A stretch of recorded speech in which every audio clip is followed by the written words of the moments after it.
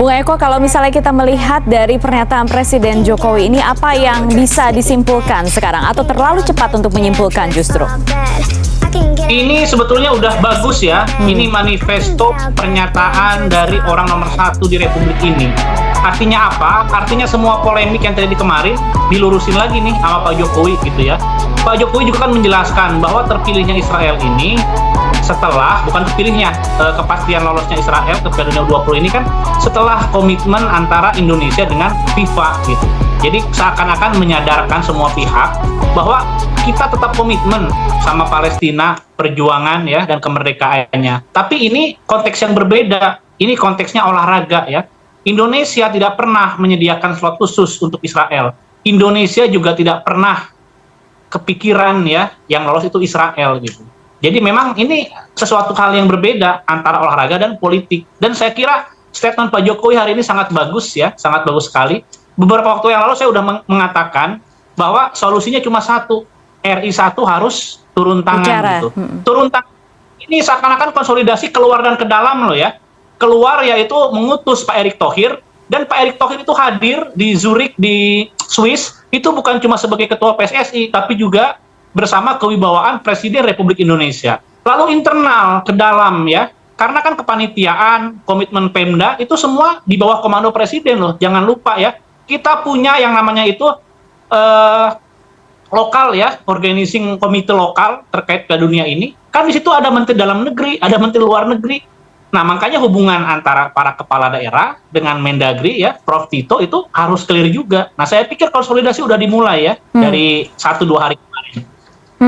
Bung Eko, kalau misalnya dari sini apakah kita sudah bisa melihat bahwa ya betul Piala Dunia U20 akan tetap berlangsung di Indonesia dari pernyataan-pernyataan ini, Bung Eko? Sekalipun memang masih melakukan lobby-lobby itu kan? Kemungkinan besok atau Kamis saya pikir ya, setelah Pak Erick ketemu itu.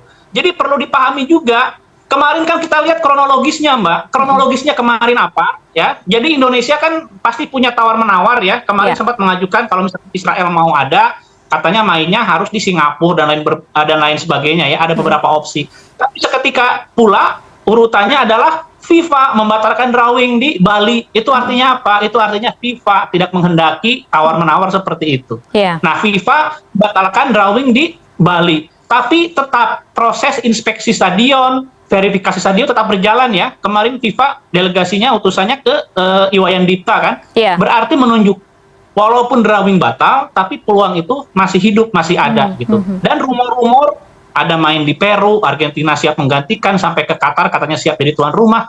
Itu kan baru rumor, baru isu, walaupun itu logis ya, masuk akal, masuk akal. Tapi kan kita ngomongnya ini dong, hal-hal yang otentik dong, surat menyurat dong. Dan itu tadi dibantah ya, belum ada surat-surat resmi. Jadi peluang masih ada, saya pikir jawaban pastinya adalah Rabu atau Kamis besok.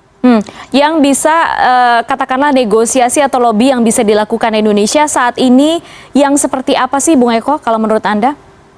Kalau eksternal ya ke pihak FIFA itu mutlak satu, pemerintah Indonesia menjamin ya, menjamin bahwa event ini berjalan dengan lancar, utamanya terkait masalah keamanan. Dan ini juga penting, ini terkait brand image ya. FIFA memiliki image yang mutlak ya, otoritas tertinggi tentang sepak bola. Ini event besar loh buat FIFA ya, setelah Piala Dunia Senior. Mereka pingin image-nya itu juga nggak diganggu sama hal-hal yang bisa mengganggu kondusivitas. Indonesia harus menjamin itu.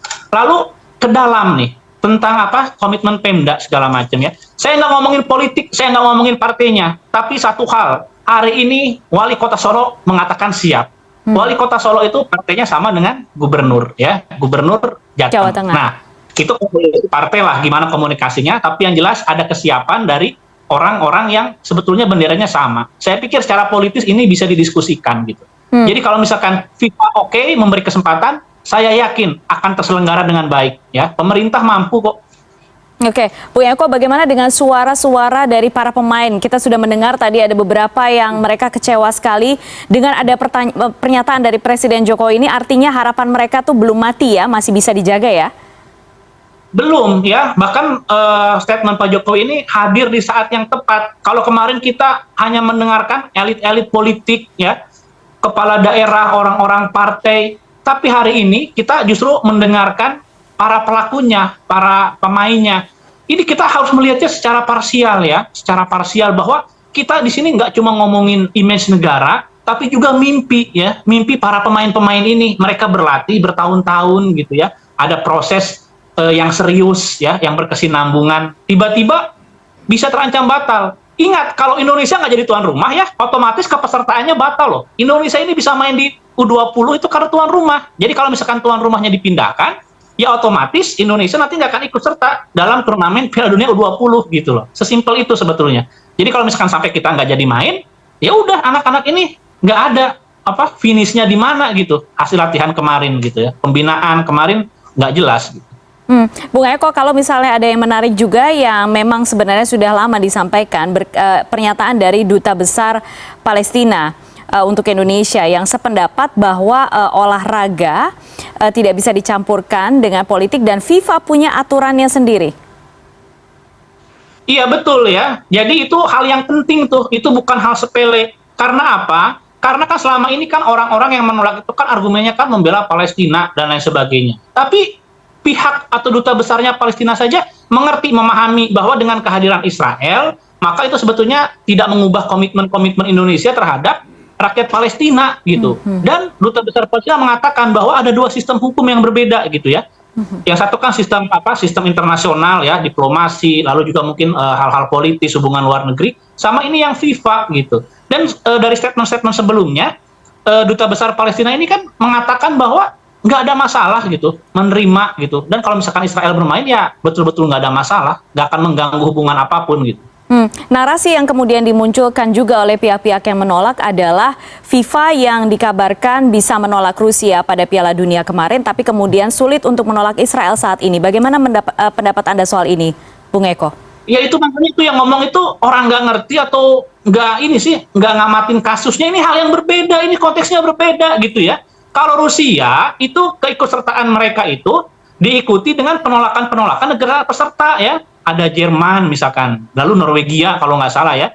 Dan mereka itu di babak kualifikasi. Artinya apa? Artinya Rusianya itu belum lolos loh, belum lolos. Beda sama Israel. Kalau Israel ini mereka bertanding, menang dan memiliki hak karena mereka lolos ke babak finalnya ini gitu. Ini hal yang berbeda gitu ya. Lalu tentang tudingan bahwa FIFA memiliki standar ganda, ya memang begitu ya. Jadi memang betul, sepak bola itu harus dipisahkan dari politik. Tapi dalam berbagai kebijakan, FIFA pun memang menerapkan hal-hal yang politis. Bukan politik ya, tapi politis. Dan itu hal yang wajar ya. Karena apa? Karena mereka itu secara otoritas, yurisdiksi, memang yang tertinggi gitu. Jadi nanti memang ada keputusan-keputusan yang dirasa tidak adil, tapi nanti reasoningnya kan bisa kita breakdown ya. Dan antara Palestina, Israel, sama yang Rusia, Ukraina, ini hal yang berbeda. Bahkan fasenya juga berbeda jauh. Kalau Rusia itu belum pasti lolos ya, tapi di stop ketika mereka masih kualifikasi. Sedangkan Israel sudah pasti. Jadi tentang nilai ya, tentang kultur masyarakat Indonesia, FIFA pasti oke mengikuti. Seperti di Qatar saja, anti minuman keras, anti perzinahan, anti LGBT, itu FIFA sepakat dan disampaikan ke para peserta. Makanya Jerman bendera pelanginya dilepaskan. Tapi terkait hal-hal prinsipil seperti siapa saja peserta gitu ya, lalu tanggal bermain, tanggal kick off itu nggak bisa dianggap gugat ya. FIFA juga nggak pingin otoritasnya diintervensi sama negara gitu, negara lain nggak mau nih ya.